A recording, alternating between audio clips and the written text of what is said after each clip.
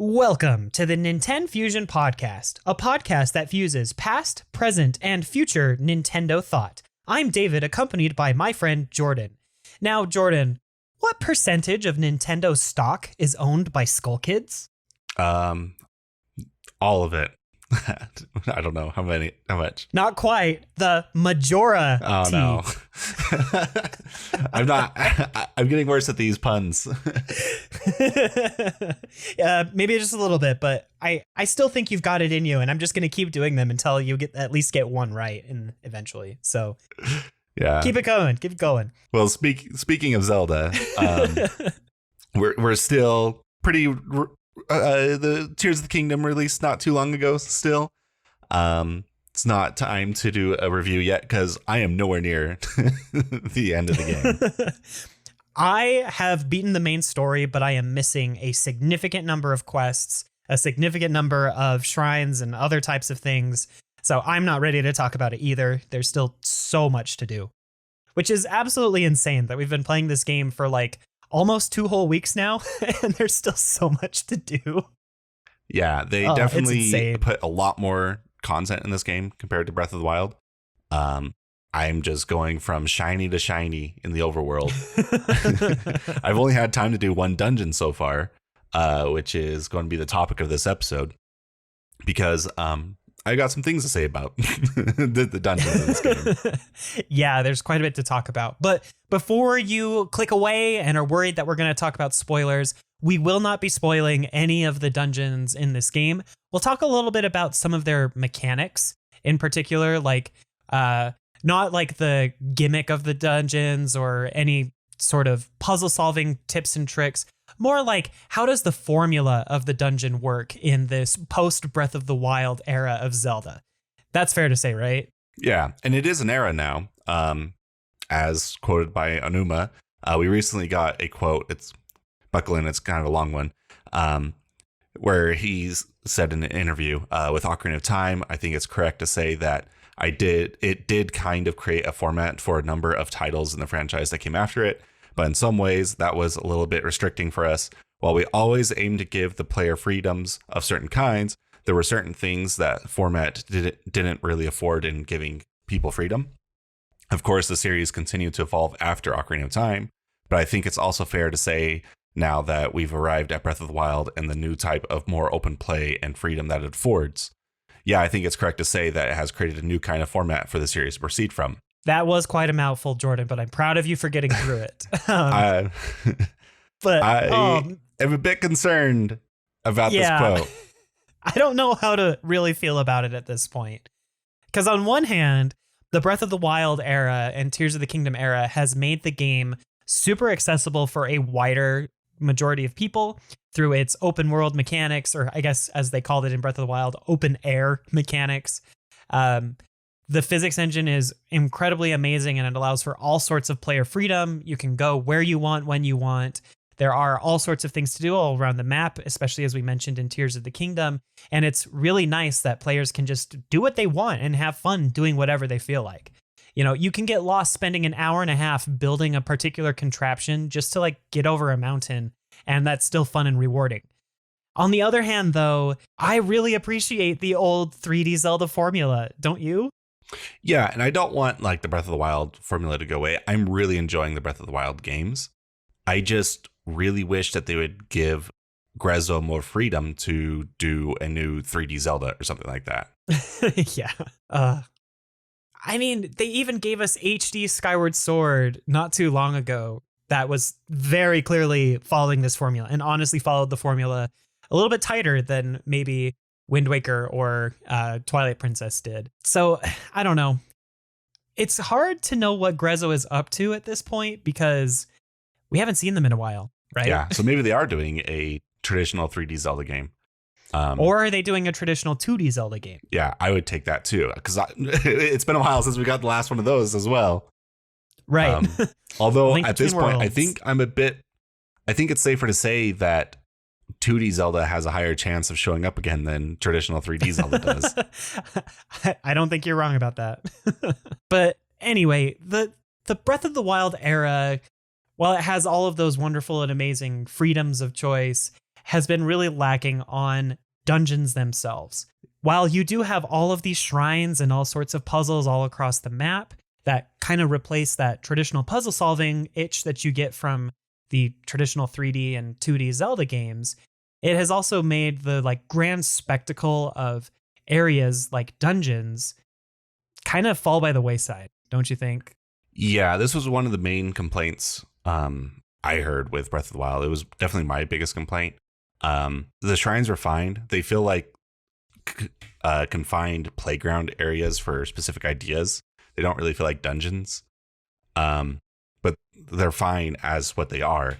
So I was hoping that we would at least get like 4 main dungeons throughout the rest of the game. And we had the Divine Beasts, which I don't feel like replace dungeons. They kind of feel like 5 shrines duct taped together with one central mechanic tying them together. Yeah. They're kind of missing like that epic theming and kind of dungeony format to them that we'll get to throughout the rest of the episode. But that was definitely one of the few disappointments of Breath of the Wild. And so we were hoping, like I had my list of things I really wanted for Tears of the Kingdom, the 3 being I wanted caves, I wanted dungeons, and I wanted like useful items such as like the hookshot and stuff like that. And we got caves, and I think that they did a phenomenal job with caves. They went over and beyond what I expected with them with caves. But I've played through one dungeon now, so maybe the other dungeons are better. But I was a bit disappointed with what I had played of the one dungeon, I will say. Yeah. Now, for those of you that have maybe only ever played Breath of the Wild, those of you that are listening, what we typically consider a dungeon in a Zelda game is like this kind of confined area that is filled with puzzles and a lot of different rooms in like some kind of interconnecting manner. It's kind of hard to explain much further what a dungeon is because that definition also gets like a little laid back and loose depending on who you are and what game you're currently playing. But they have been a staple of Zelda games since the very first game. Like back in the first game, they were technically called levels according to the localization of the game itself. But we consider them dungeons now, where they're just really tight, interconnected areas. And then one of the other things that always comes out of a dungeon is you get either an item that expands Link's capabilities, whether it be like one of our favorites is claw shots, where you're able to like use the item and it will connect to something and either drag you to it. Like if you hit a target, you'll go to the target and then you can move from there, or it can grab an item and bring it to you. Those types of items, we kind of call them dungeon items. And those are also a staple of clearing a dungeon in the previous games. Now, one of the other items is the boomerang, and that boomerang has kind of made a return in Tears of the Kingdom as an equipable weapon, but it's definitely not the same thing. So anyway, that's kind of the definition of a dungeon, and Breath of the Wild and Tears of the Kingdom don't really follow that traditional structure. What do they do instead, Jordan?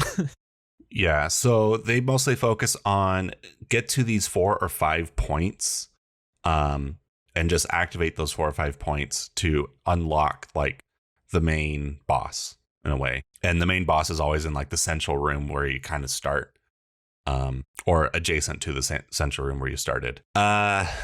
So Tears of the Kingdom did change things up a little bit, where they have like, I'm making assumptions because I've only played through one dungeon, but considering how like, even though I just played through the one dungeon, it feels like I've already played through all 4 dungeons. I'll be honest, because you can already tell like every one of these dungeons is going to have like the same formula, where you just go in, you start at like one spot and you go through a sublinear path up to what they then call the temple or whatever what it is. And that sublinear path, I'm assuming, is going to have a different mechanic tied to each of them. There was a mechanic that was so far up to this point in the game unique to that area. I won't spoil what it was or anything, but it made like traversing through that area different. Am I correct in that, David? Yes. That's pretty much what it is. I will say there's like one particular dungeon that is much more of solving puzzles to get there rather than a really long traversal sequence. But yes, the dungeons all kind of follow that pattern of some sort of really interesting way to get to the dungeon, and then the dungeon is basically the same type of formula. It's a big open room. It says find the 4 switches, and all 4 switches in Tears of the Kingdom do not interact with each other at all. They are their own separate puzzles, isolated from each other. It feels like, at least the one dungeon I played. You're not wrong. They're all very isolated, and you can technically do them in any order that you want. But for some of the dungeons, some of them feel a little bit more, you do this one first, just with how you solve the puzzles. Yeah. I will give some credit to Breath of the Wild. Breath of the Wild also had 5 like points where you just have to get to activate them or whatever, the 5 switches. But there was a central puzzle that kind of like tied them all together in a way, right? There's nothing that like ties these switches together in Tears of the Kingdom. Right. Like Varudania, the giant elephant, you had to adjust the water spout that would change the internals of the dungeon by like putting out fires or rotating a platform or something like that. When it came to did I say Varudania? I meant Varuda. I guess. I forget their names sometimes. I know they're named after old sages from the old games. But anyway, the giant elephant one was like that. And the other divine beasts / dungeons followed basically the same pattern. You're right. And I think what you're trying to get at here is like Tears of the Kingdom, at least like they're not all the same divine beast, but they don't all have kind of that central mechanic that changes the entirety of the dungeon like Breath of the Wild did, right? Right. Later on, I'm going to talk about how, like, I feel like a central piece of a lot of dungeons in Zelda's past had like a central puzzle element to them, at least like a lot of the good ones. Yeah.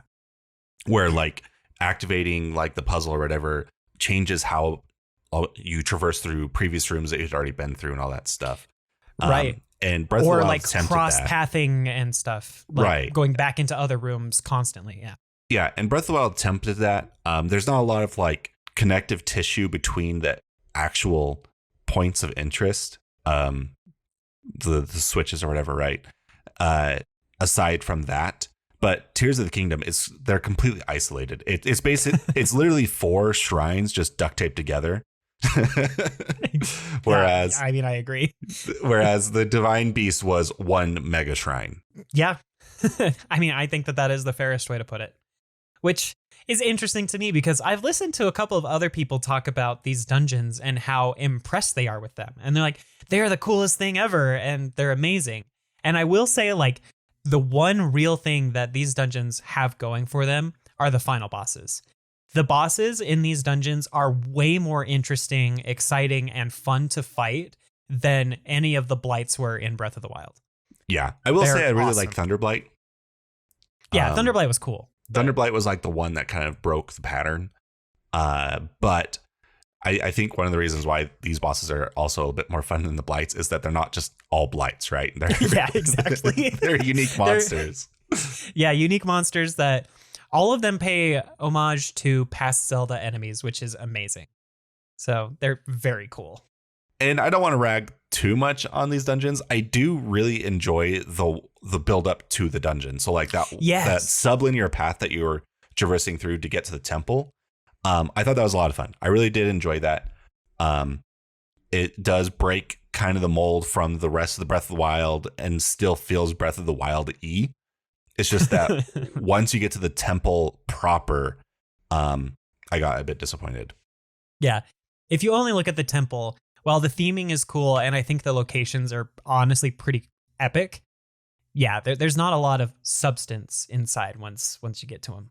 But yeah, I do agree. I think the paths to them are really, really fun. And one of my other big issues with Breath of the Wild, and I'm assuming this is going to be the same problem with Tears of the Kingdom once I get to the second dungeon, is the environment, the way like everything kind of like looks or whatever is the same. The internals of every single divine beast has the same like aesthetic appeal, right? It's just the same aesthetics over and over again, copy and pasted. And I really do miss like the heavy themings of aesthetics in each of the temples in previous games. I can agree with that. I will say Tears of the Kingdom does a better job with that for sure than Breath of the Wild did, but Right. I don't know. I don't know if I want to go too deep into that. I'm just going to assume, like, I don't actually know, but I'm just going to assume that in Tears of the Kingdom, it's going to be just the same aesthetic look as all the Sky Islands so far, but this time with the additional of the elements that they're tied in. So like Zora has like water, and then Goron has fire and all that stuff in addition to it all. I don't know yet. We'll see. But yeah, we can talk about that a little bit more fully when we do our full review, that we really open the floodgates for spoilers. But since I have beaten them, would you like me to give you my ranking of the 4 dungeons? Sure. Okay, so coming in at last place is the Zora dungeon. I'm sorry, but it was not very exciting. After the Zora dungeon, I believe that I did the Rito dungeon, though I thought the Rito dungeon was really cool. The other 2 dungeons were better. Then goes the Goron dungeon because its mechanics are very fun. You'll really enjoy that one once you get to it. And then finally, the Gerudo dungeon is my favorite in the game. So that's my ranking. I'm not trying to poison yours or anything, but you kind of picked, at least from what I understand, you've played the Zora one, right? Yeah, I played the Zora one. Picked my least favorite first. Funnily enough, if I were to think back on Breath of the Wild, I think that's the same order I would do the Divine Beasts in. I mean, it's a pretty good order. I feel so bad because Mifa is my favorite champion, but her dungeon was not very interesting. No. Yeah, that one was, looking back, I think that is the weakest of the Divine Beasts. Yeah. I also feel like the Zora one was supposed to be the first one in Breath of the Wild, and then the Rito is supposed to be the first one in Breath of the Wild, or Tears of the Kingdom. I think so. Though I definitely did the Rito first in both games. So I think we've kind of talked about some of the pieces of why we feel like the Tears of the Kingdom dungeons are a little off. I think now we could talk about some of our favorite dungeons and what they really bring to the table and what have helped define dungeons for the majority of the series. Yeah. What do you think?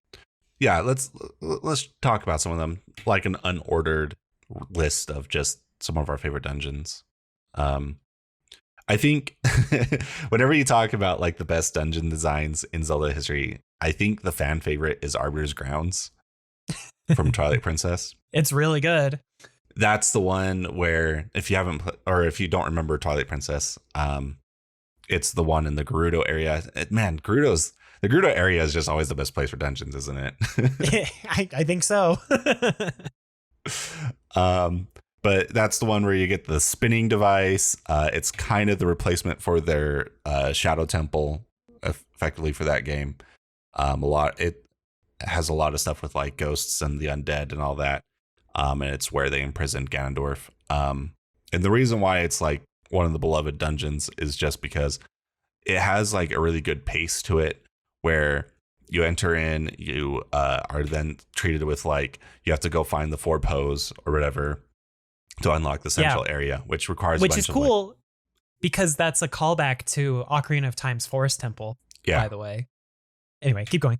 Yeah, and so you have to go to those 4 switches effectively. It's basically a Tears of the Kingdom dungeon inside of a bigger dungeon, right? Right, but that's not even the first half of the dungeon. It's not quite a half of it. You know, there's still more after it. Right. So. The main reason everyone likes it is because of the spinning device. Let's be real. And it's like the only place in the game where the spinning device is actually utilized to its fullest, unfortunately. Yeah, so you're traversing through this dungeon for like a good hour or so, and the whole time you're seeing like these tracks and rails and everything just everywhere, and you're like, what on earth are all these like mechanical devices for?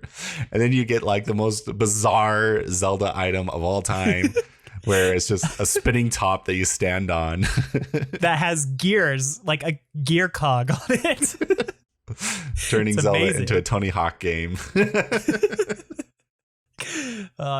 It's such a cool item, though, and it just works so well to tie in the themes of the dungeon, because it also is impervious to the sinking sand, so you can use it to cross short distances without even connecting to the rails.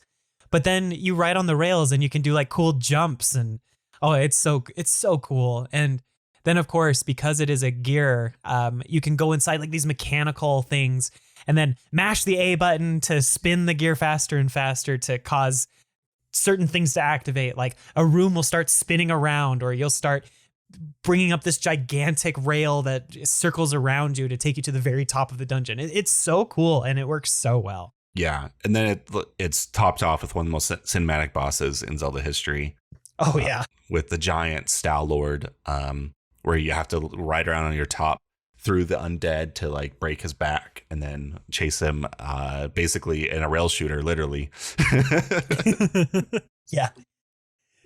Oh, it's so good. So So good. if I were to shorten it down to why it's so loved, one, the aesthetics are really appealing. It's kind of got this creepy vibe with like all the undead and all that stuff. Two, the main item for the dungeon is very unique. People were not expecting what it could be until they got it. And then it like gave you new traversal opportunities and also allowed backtracking through previous rooms, just so much more interesting. Doubling down on doubling the value of the previous rooms and all that stuff. Yep. So there's some backtracking and all that. And then of course the boss is great. Yeah, no, it's absolutely phenomenal. It's a prime example of a really good dungeon. And the nice thing is that it's the first dungeon of like the second half of the game. It's not really half, of course, because Zelda games are definitely back heavy in most cases, just based on exploration and things that you can do.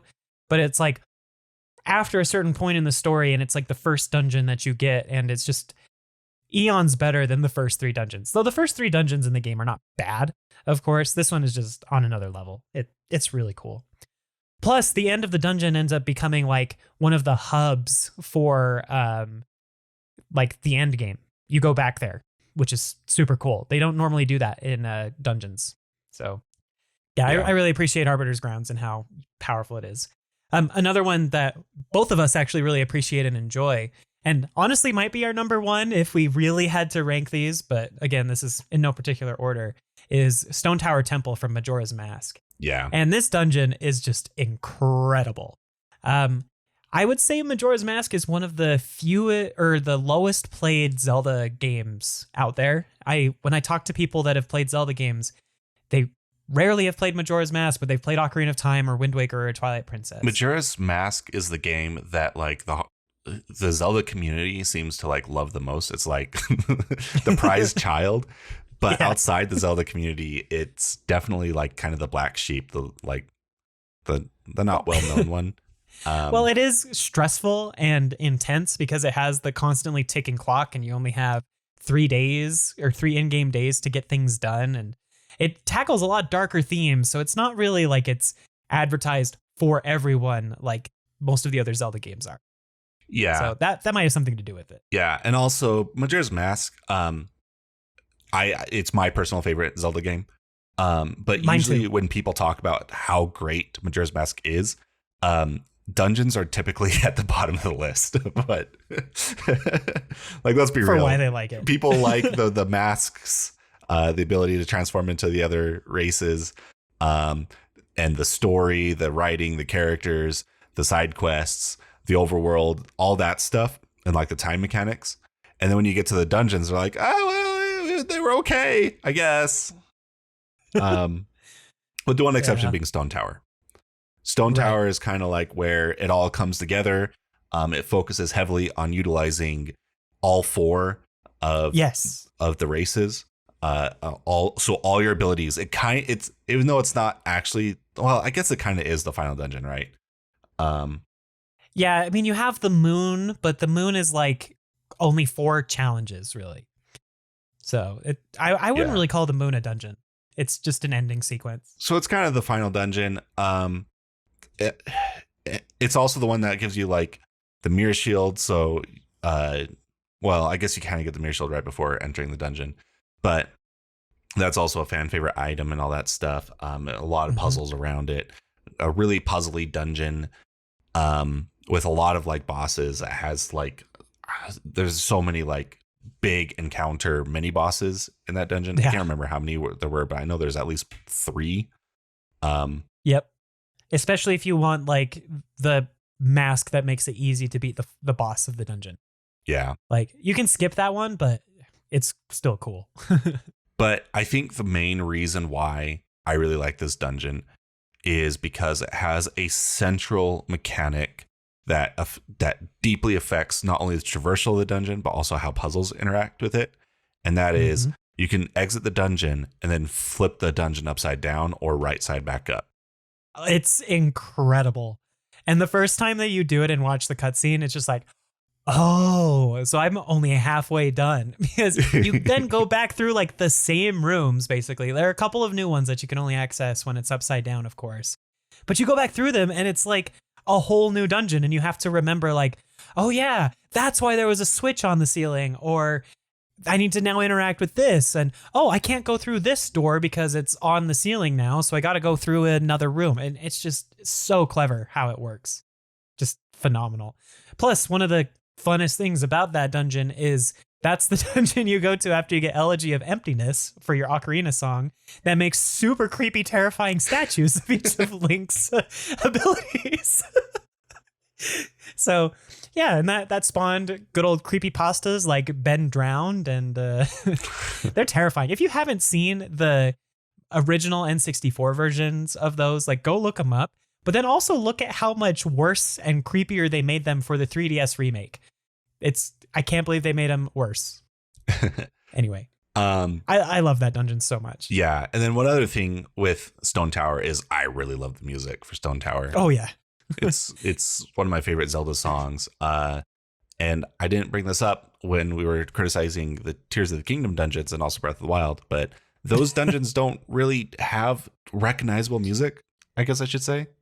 Yeah, the Divine Beasts are very like kind of ethereal and sad piano stuff, which I like. I think it's good, but it's definitely not memorable like most other dungeons in the series. And honestly, I wasn't paying attention to the music in Tears of the Kingdom's dungeons, so I might need to go play those again so that I can even tell if there was different music for all of them.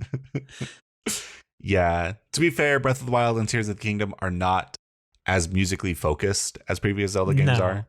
Maybe that's going to be a topic for another podcast. That's all right, well, let's write that down, because I could talk about music in the Zelda series all day long. All right, yeah. We're going to get known as like the people who complain about the Breath of the Wild and Tears of the Kingdom games. But we love them and give them perfect 10s, so like it's fine. But anyway, you're right. Going back to Stone Tower, the music is phenomenal, and the music is the same melody when you flip it upside down, but it adds in all of these super creepy, ethereal, mysterious sound effects and instrumentation when it's flipped upside down. That wasn't there before. Where when it was right side up, it was just like kind of this chanting sounds. And then you flip it upside down and that chanting is there, but it's a little bit quieter, and you've got these weird sounds happening, and it's just so good. That was one of the first Zelda songs I learned to play on the piano because it was so cool. Yeah. There's some really good remixes on YouTube as well for it. Oh yeah. It's so good. But yeah, again, what makes that dungeon so good? Really awesome theming. The fact that you get to use all of your abilities to the fullest, and you traverse the dungeon in unique and interesting ways when you flip it upside down. Yeah, it's there's incredible. A central like puzzle mechanic to it, which to Breath of the Wild's like, to be fair to Breath of the Wild, they did attempt that with Breath of the Wild. Yeah. It's just that I think Stone Tower did a lot better than the Divine Beast did. Yeah. Speaking of central mechanics to a dungeon, another one that we have on our list that is honestly one of my personal favorites and highlights of Ocarina of Time, and it's the Forest Temple. And speaking of good music, you know, the Ancient Cistern's good, but I also just love the Forest Temple's song. It is really repetitive, but it is so creepy and so interesting, and has this like looping back in on itself, and it's amazing. But that whole dungeon is very focused around a central room where when you first walk into the dungeon after clearing the entryway and then the first hallway, you're greeted with a cutscene of 4 Poes. Yes, if you're playing Tears of the Kingdom, Poes return, but not as enemies. These are the original Poes, okay? And they're dancing around these torches in the center that are all lit with different colors of fire. And they grab those lights, the fire, and then they disappear and go off into other parts of the dungeon. And this elevator goes down so that you cannot enter it to enter the far depths of the dungeon where the final boss is waiting. And so your whole goal for the dungeon is to start traversing through it, finding your way through puzzles to find those Poe sisters, to defeat them and get their flame back to that central room. And it's so cool and it's amazing. And once again, kind of like Arbiter's Grounds, it's the first dungeon after the first main checkmark of the game that you're introduced to, and it's amazing. Plus, it also has the mechanic of rotating rooms. So it even has like little miniature versions of the Stone Tower Temple where you can kind of twist rooms around and stuff. And it's phenomenal. I love that dungeon. Yeah. Whenever I think of Forest Temple, I also think of keys a lot. Oh, yeah. That dungeon had so many locked rooms, which I was kind of surprised there aren't.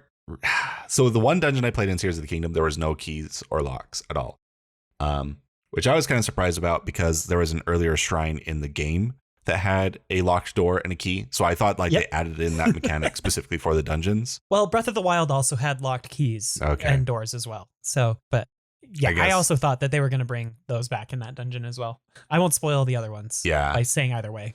So like Forest Temple, you can unlock. It's not like a linear that as soon as you get this key, then there's only one door that you can unlock that key. There are multiple paths or whatever you can go, and you don't ever get soft lock because there's usually other keys on those paths that you unlock. So then you can go back to the other paths or whatever, right?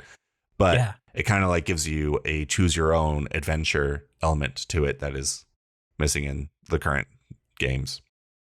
Right. Plus, some of the doors that are locked, you open them by shooting arrows in particular places or by activating something in another place in the dungeon, which also makes it more interesting. Like, oh, how do I actually open that door? And you have to think and use your abilities and items at your disposal, which is kind of a theme in the Ocarina of Time dungeons. There are a lot of locked doors in Ocarina of Time in general, and you open them either with keys or by using some of your dungeon items.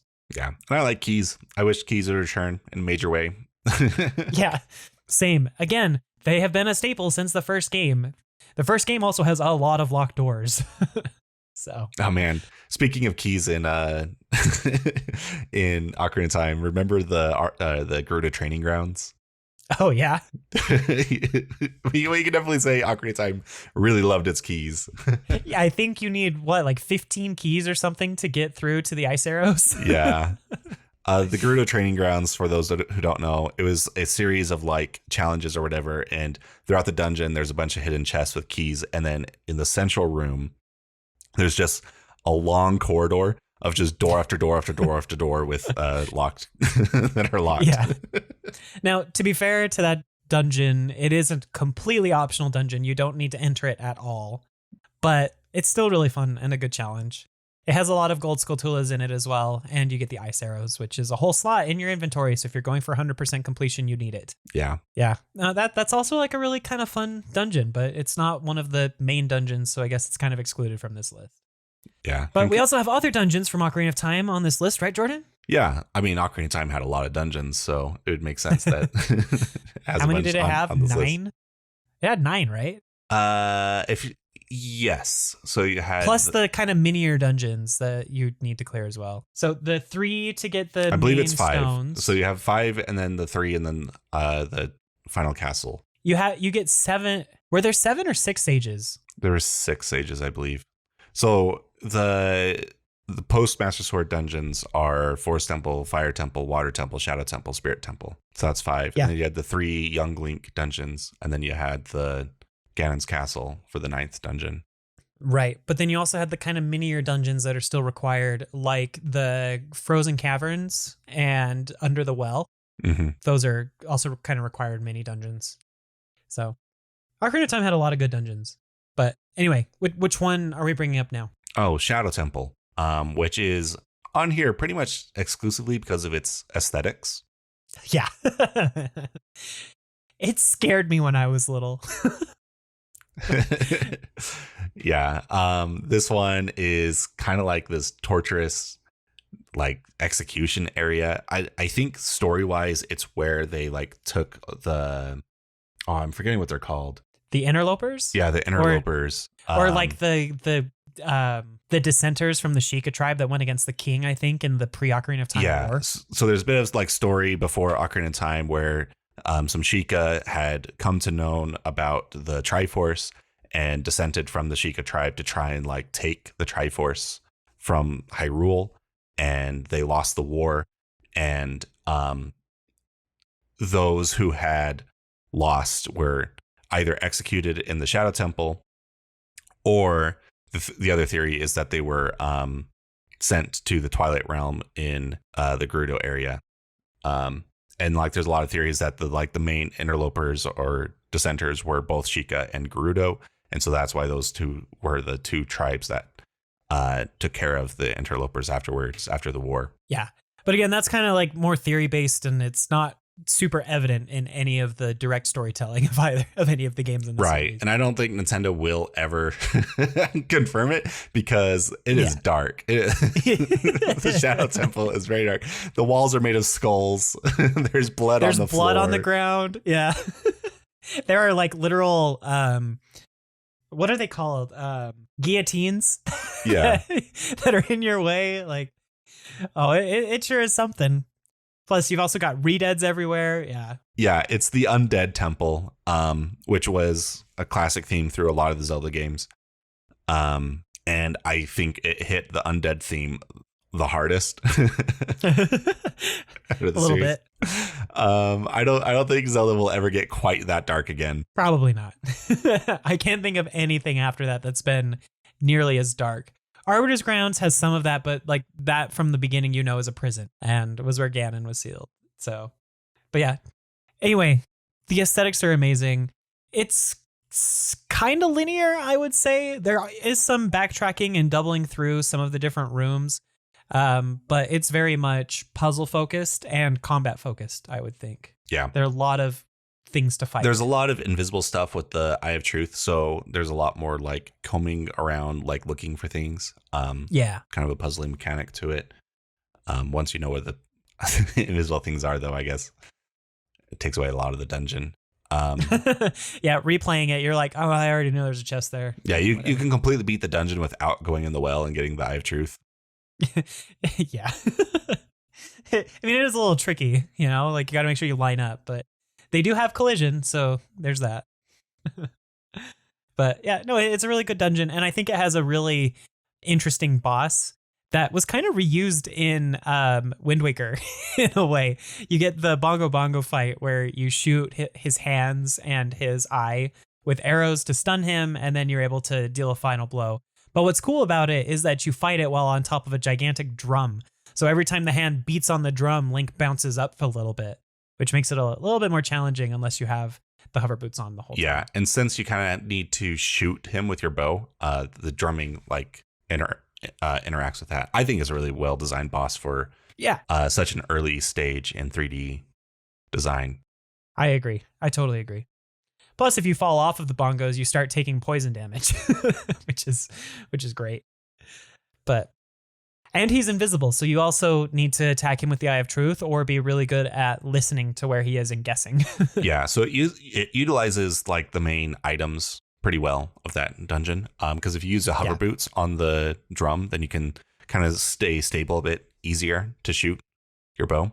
Yeah, and then you use the Eye of Truth from the well that you got earlier in the dungeon that you kind of needed in order to complete the dungeon. Yeah, so a lot of the early Zelda games, not only did they have like a dungeon item, but they also had like a pre-dungeon item that you had to collect to get into the dungeon in a way. Yeah. So I always like view the Eye of Truth as one of the dungeon items. Yeah, it's directly related to that sequence, even though it is then very useful in later dungeons. Like the next dungeon on our list, right? The Spirit Temple from Ocarina of Time. Again, that's a lot of Ocarina of Time dungeons on this like kind of list that we have, but it's also just such a really good dungeon, especially I think because it combines young Link and adult Link, and none of the other dungeons do that. Yeah, I mean, in a way, the Shadow Temple kind of does, because if you include the well as part of it. Yeah, but that's more like two isolated experiences, right? Right. And in a way, I think the reason why they kind of did it with the Spirit Temple is because you had a connection to the first 3 dungeons as a kid already with the pre-Master Sword dungeons, right? So Yeah. they needed to have like something that also kind of ties young Link to the later 2 dungeons, and that's what the well is, and also the first half of the Spirit Temple. Good point.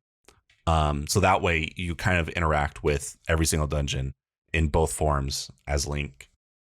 It's just that there was less time, I guess, with Spirit Temple where they kind of just have you do it all at once. Well, we also needed to see Noboru get kidnapped by Twin Rova and then forced to be a Stalfos for 7 years. Right. So because every single sage is a character that you meet as young Link. Yep. And then you create some sort of like connection to them, and then they become a sage later on when you become an adult. Yeah. And Noboru you meet in the dungeon, which is really interesting, rather than before the dungeon. Anyway, she's cool. Noboru is really cool. I like her as a sage. I just really like the aesthetic feels of Spirit Temple, which is going to be kind of like a big reason for I like dungeons, and why I'm kind of disappointed with the current state of dungeons is that the aesthetics are just they're diverse, going from dungeon to dungeon. Like the Spirit Temple and the Shadow Temple are wildly different. Like they are they don't look anything alike. No, the Spirit Temple takes place in like the gigantic Colossus, a huge statue of like the goddess or one of the ancient Gerudos that, you know, the tribe revered and loved and whatnot. And it's so different. And its whole shtick and main mechanic has to do with light, which is really cool. You get the mirror shield and you have to line up light in particular ways to activate switches and, you know, do all sorts of really cool things. And I always thought that was one of the strongest parts of the dungeon, was how the light interacted with everything. And you had these gigantic mirrors and your mirror shield.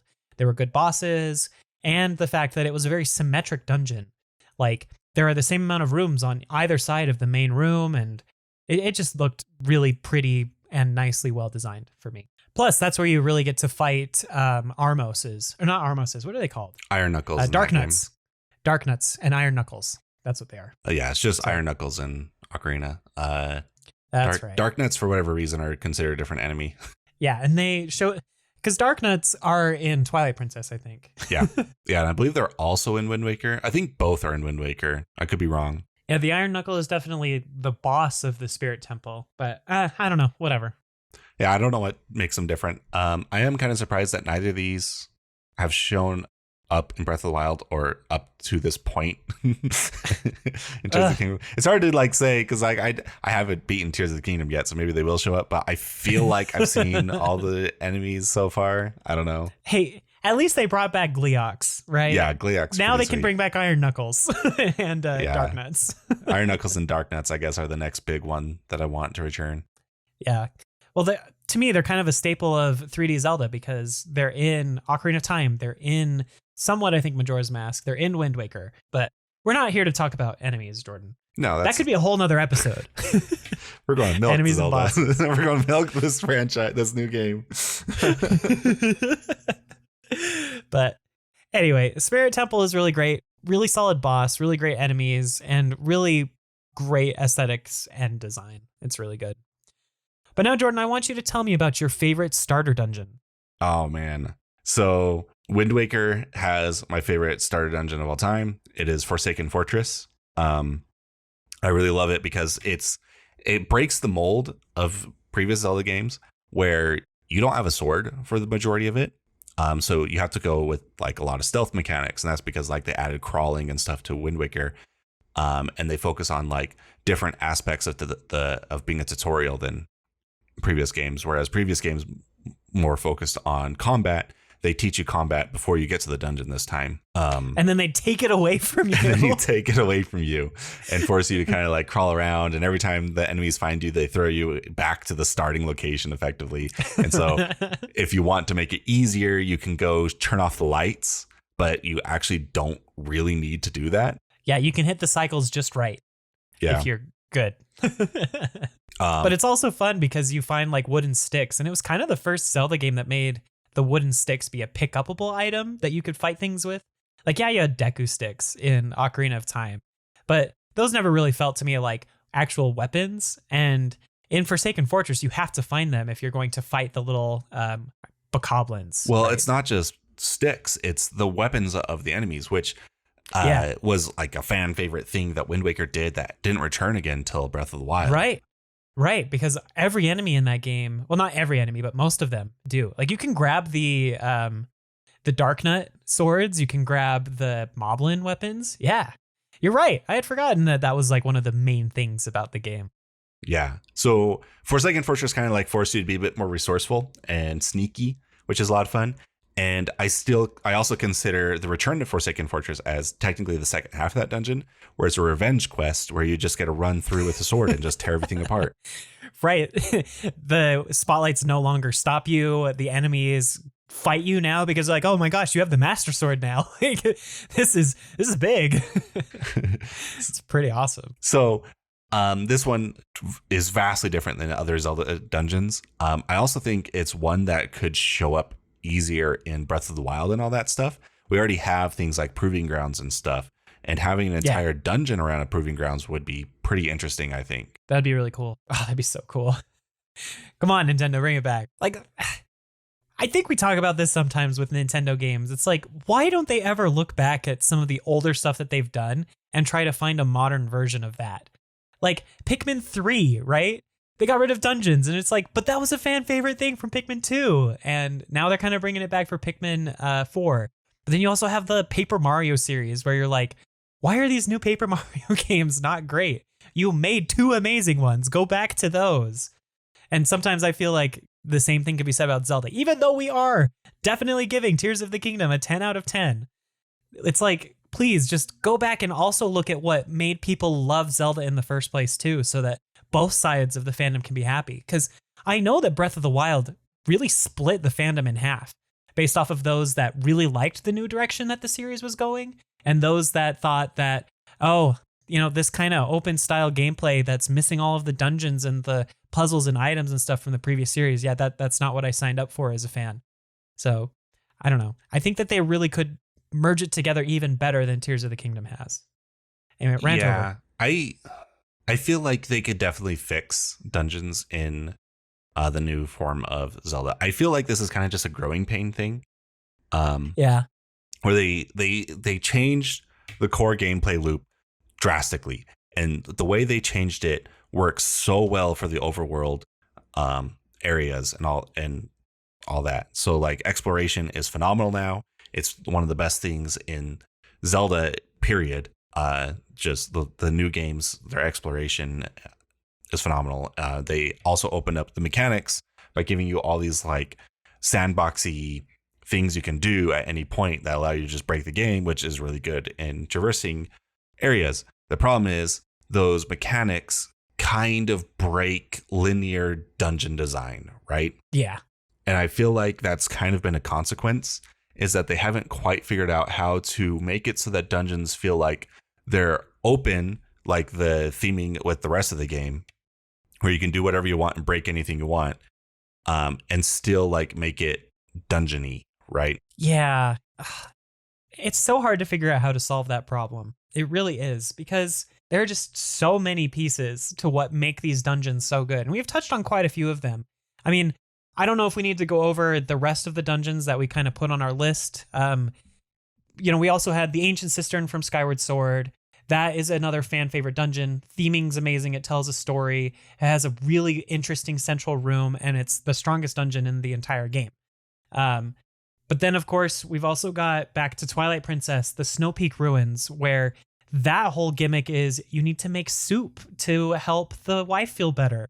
And City in the Sky is kind of the precursor to the Sky Islands from Tears of the Kingdom, where it's like, look at this really awesome ancient ruined city that has some of the most interesting puzzles in the game that are all time sensitive with cycles. Like, it's all super cool stuff, right? But then when it comes to how they can fix, maybe not fix, but improve upon the design of dungeons, it's really difficult when you consider the open nature and sandbox world of Tears of the Kingdom. I think the correct answer is one that Nintendo doesn't want to admit, and that is dungeons probably need to be a break from the core design philosophy of these new games, right?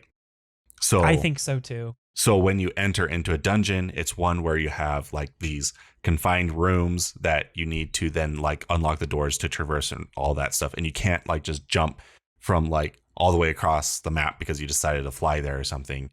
Kind of compartmentalize everything. And then like the big thing I feel like they need to do with these new dungeons is make them feel unique.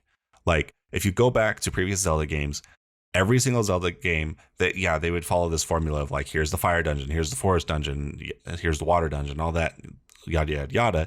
But the reason why they did that is because it made them all feel like very, very vastly different from each other in a way. Yeah. Like we just said with Twilight Princess, Snow Peak Ruins, you're like trying to make soup to like access more to like the dungeon and stuff. That form of traversal is wildly different than the Arbiter's Grounds, where you're playing Tony Hawk to get through certain areas. Yeah. Or even another dungeon that is honestly one of my favorites, but not necessarily like the best dungeon, but like the Lanayru mining facility or the sand ship in Skyward Sword.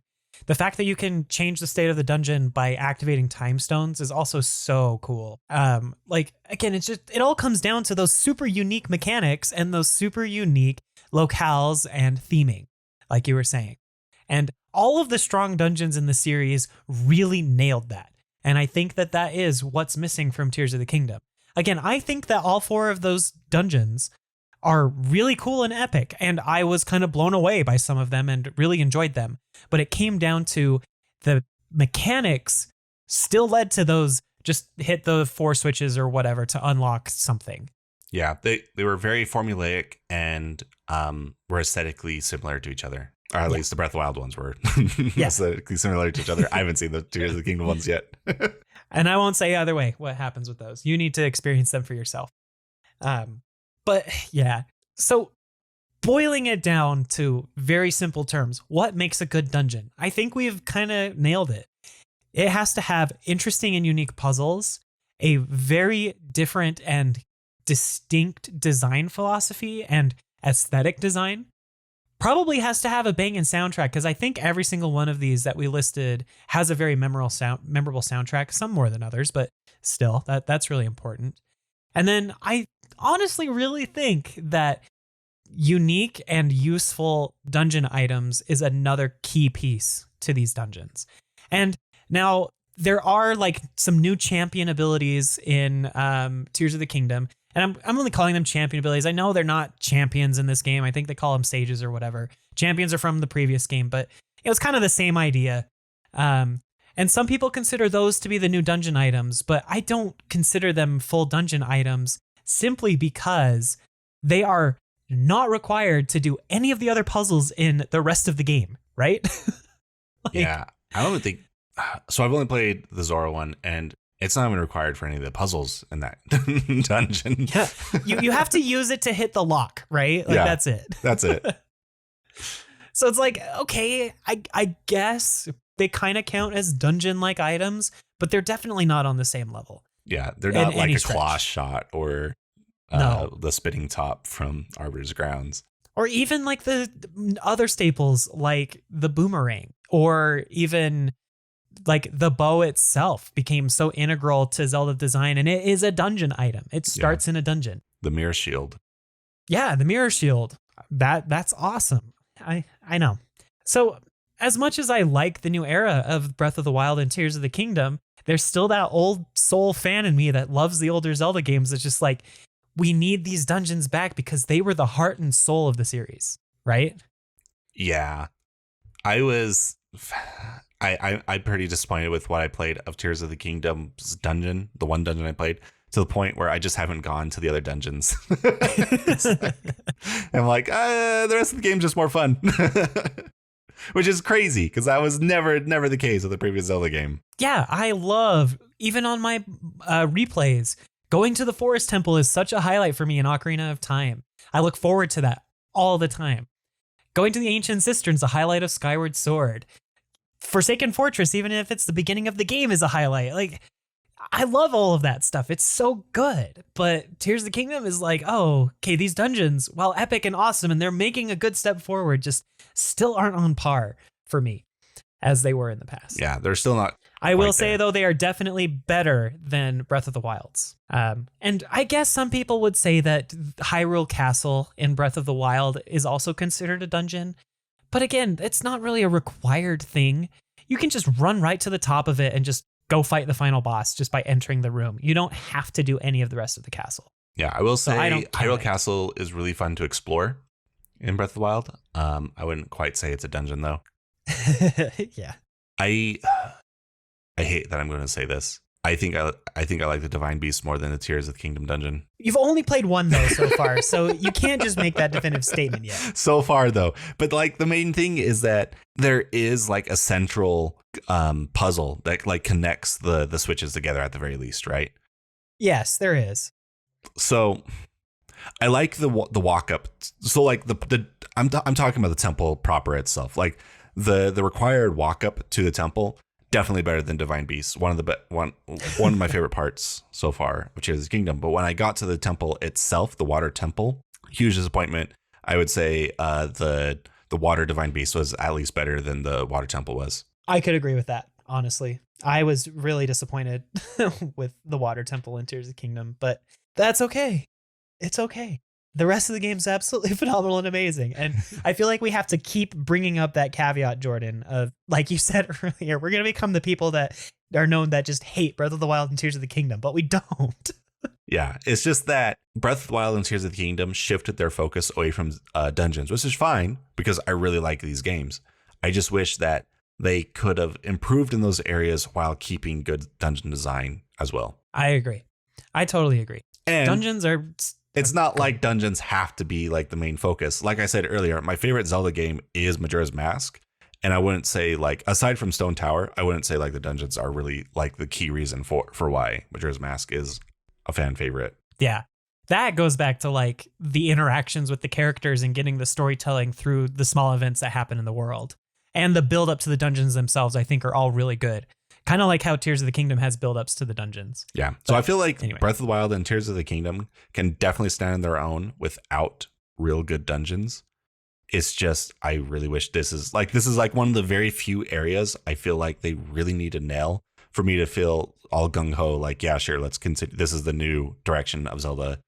And I guess we just won't see any of the traditional Zeldas appear again. Yeah. They say that the Ocarina of Time formula is restricting, and I agree. It was pretty linear and it got overused, and it made Skyward Sword, honestly, the most linear game in the entire series, and there's a reason why fans don't really like it as much as they did when it first came out.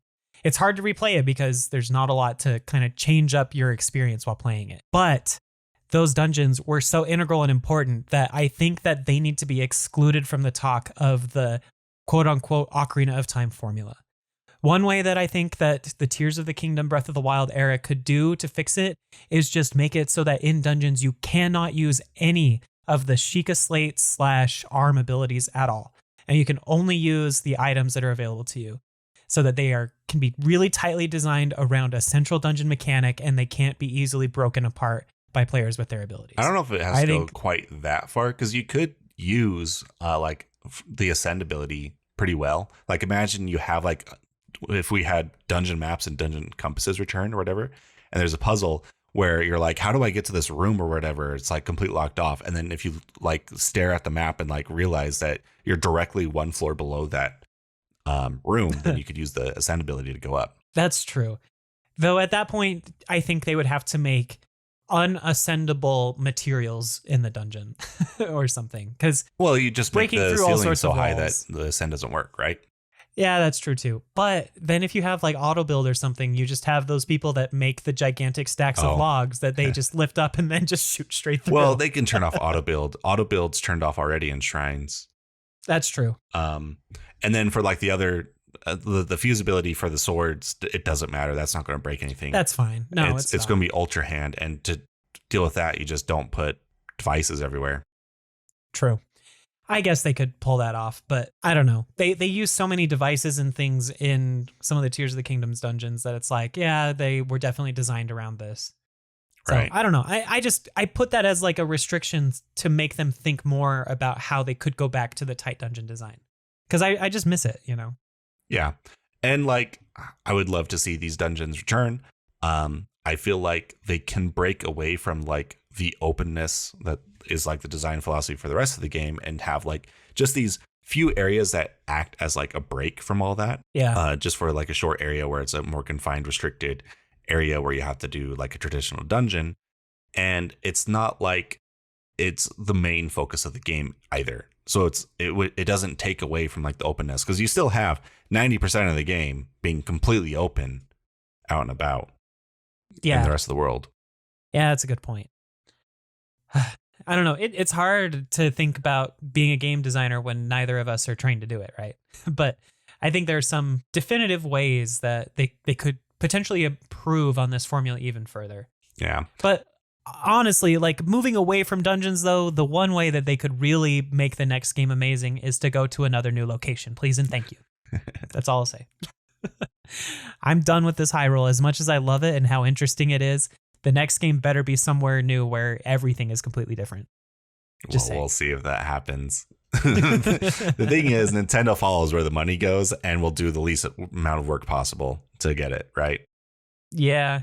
And Tears of the Kingdom and Breath of the Wild made a lot of money. So why, if you're a business executive at Nintendo, why would you allow a pitch for like a traditional Zelda game that sold traditionally between like 5 to 10-ish million per game, right?